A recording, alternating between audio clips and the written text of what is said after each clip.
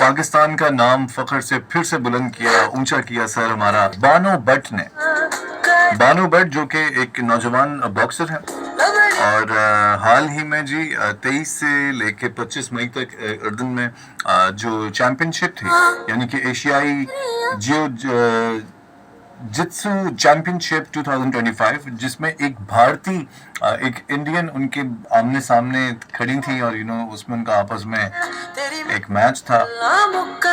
और ये मैच जो था, ये इंडियन बॉक्सर जिनका नाम था ऋचा शर्मा, तो पाकिस्तानी बॉक्सर जो बानो भट्ट है, हाय हाय हाय, बानो भट्ट ने जी दिल खुश कर दिया। अभी उनके रिफेल शिफेल गिरे, उनको आलमी मीडिया ने थप्पड़ मारे, मोदी सरकार को, फिर उनके अपने मीडिया को उनके लोगों ने थप्पड़ मारे, मुक्के मारे।